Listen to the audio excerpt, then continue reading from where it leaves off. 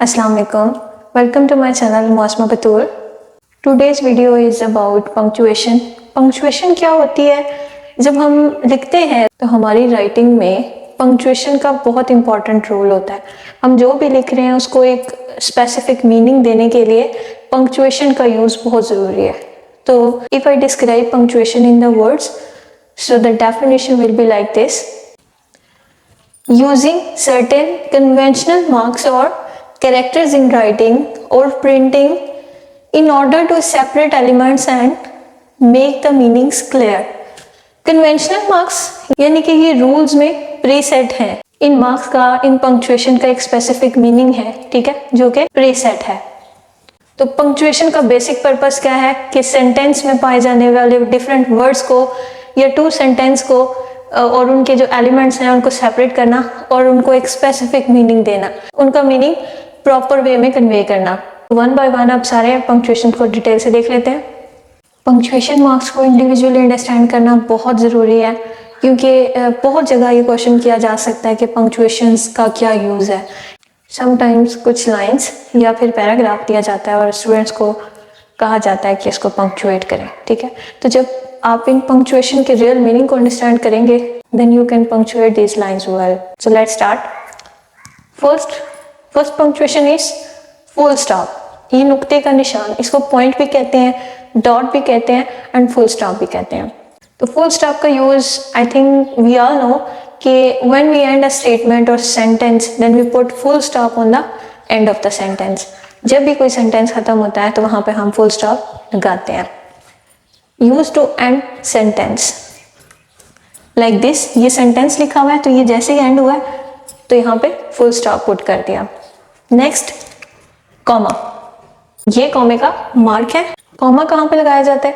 जब दो या दो से ज्यादा नामों को, चीजों को, जगहों को हमने डिफरेंट प्लेस पे एक सेंटेंस में रखना होता है या समटाइम डिफरेंट क्लॉजेस को भी हम कॉमा लगा के एक सेंटेंस के अंदर रखते हैं. It indicates a pause or separates items in the list. एक लिस्ट के अंदर जितने भी वर्ड्स हैं जो कि सेपरेट हैं, जो कि डिफरेंट मीनिंग्स रखते हैं उस सेंटेंस के अंदर, तो उनको सेपरेट करता है and sometime it creates a pause in the sentence. Like two clauses हैं तो एक सेंटेंस के बाद, एक क्लॉज के बाद पॉज है कॉमे की फॉर्म में and then second clause start होती है. नेक्स्ट पंक्चुएशन मार्क है हमारे पास क्वेश्चन मार्क. क्वेश्चन मार्क, ये वर्ड क्वेश्चन से ही समझ आ जाता है, ये हम किसी सवाल के एंड पे क्वेश्चन मार्क लगाते हैं. Whenever we write any kind of question, we put question mark at the end of the sentence like this. This is the question mark. Next is exclamation mark. Exclamation mark हम कब लगाते हैं? जब हमने किसी sentence को पुरजोर अंदाज में बयान करना होता है या फिर हमने सडन रिएक्शन शो करना होता है, ठीक है. तो adds, emphasize और indicates excitement. Sudden reaction show करना होता है, एक्साइटमेंट शो करनी होती है, सैडनेस शो करनी होती है जो कि सडन हो. उसके बाद कोई ऐसी स्टेटमेंट जिसको पुरजोर अंदाज में कहना है, ठीक है, जिस पर कोई क्लॉज या कोई सेंटेंस जिसमें स्ट्रेस हो, जिसमें फोकस हो, ऑलराइट, तो वहां पर हम यूज करते हैं exclamation mark. Next is colon. Colon का मार्क ये है दो डॉट्स. कॉलन क्या करता है? एक लिस्ट है फॉलोइंग पे जिसमें डिफरेंट चीज़ों के नाम हैं या डिफरेंट आइटम्स हैं, ठीक है. उसको एक लिस्ट में बयान करने से पहले हम कॉलन लगाएंगे. फॉर एग्जांपल कोई क्वेश्चन है जिसके आंसर में हमने डिफरेंट पॉइंट्स लिखने हैं, तो हम एक लाइन लिखते हैं देयर आर फॉलोइंग पॉइंट्स और फॉलोइंग काइंड्स एंड नेक्स्ट हम वो काइंड्स के नाम लिखते हैं, तो वहाँ पर हम डबल डॉट्स पुट करते हैं जो कि कॉलन होता है, ठीक है. नेक्स्ट पंक्चुएशन मार्क कौन सा है? सेमी कॉलन का, जो कि इस तरह का होता है. डॉट लगा के उसके बिल्कुल डाउनवर्ड कॉमा लगा देना, तो ये सेमी कॉलन होगा. इसका यूज क्या है? Connects closely related independent clauses. यानी कि दो क्लॉजेस जो कि इंडिपेंडेंट हैं, दोनों के डिफरेंट मीनिंग्स हैं, अपने मीनिंग्स हैं उनके, और दोनों ही अपने कंप्लीट मीनिंग्स कन्वे कर रहे हैं, लेकिन उनको जोड़ने के लिए, आपस में इंटरलिंक करने के लिए कंजक्शन की प्लेस पर हम सेमी कॉलन यूज कर लेते हैं. For example, he went to library, his friend went to park. अब देखें जरा इस सेंटेंस के अंदर एक क्लॉज तो ये हो गई जो कि इंडिपेंडेंट है कि वो लाइब्रेरी गया, कंप्लीट मीनिंग डिलीवर कर रही है। एक क्लॉज ये हो गई his friend went to park, ये भी कंप्लीट मीनिंग डिलीवर कर रही है, इंडिपेंडेंट क्लॉज है, ठीक है। तो दोनों के दरमियान हमने यहां पर ये सेमीकोलन पुट कर दिया। नेक्स्ट पंक्चुएशन एपोस्ट्रोफी, जिसका मार्क ये है, ठीक है। इट इंडिकेट्स पोजेशन और कंट्रैक्शन। किसी भी सेंटेंस में ये मलकियत शो करता है, या फिर सेंटेंसेस में अक्सर आपने देखा होगा कि कुछ वर्ड्स को शॉर्टन फॉर्म में लिखा होता है, ठीक है, जो कि उसके कंप्लीट मीनिंग डिलीवर रीडिंग और राइटिंग के टाइम पर करते हैं, ठीक है। पोजेशन के लिए अगर हम देखें,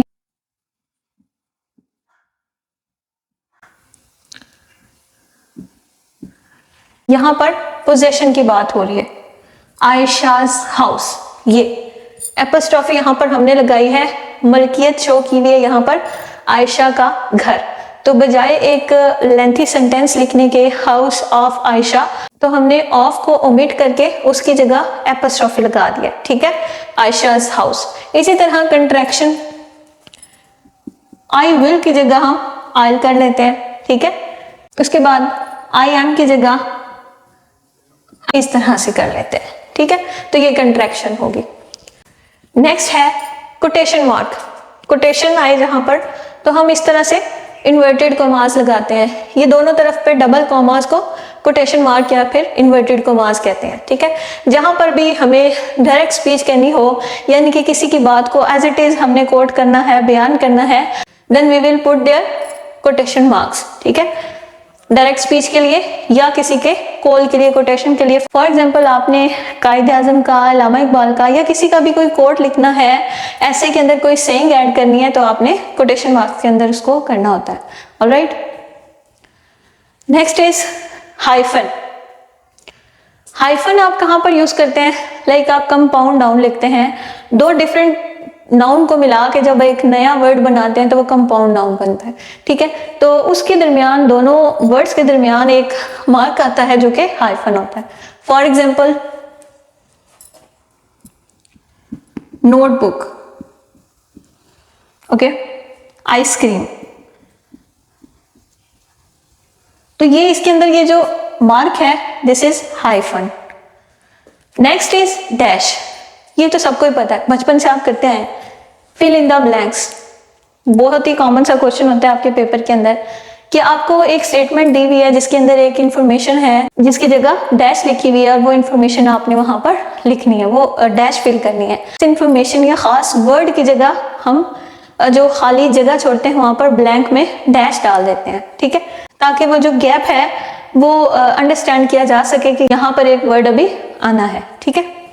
तो इसलिए डैश लिखते हैं। Sets of information within sentence, जैसे कि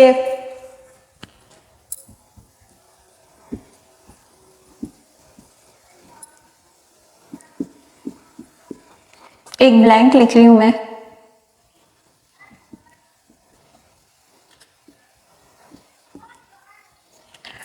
there are dash parts of speech in English.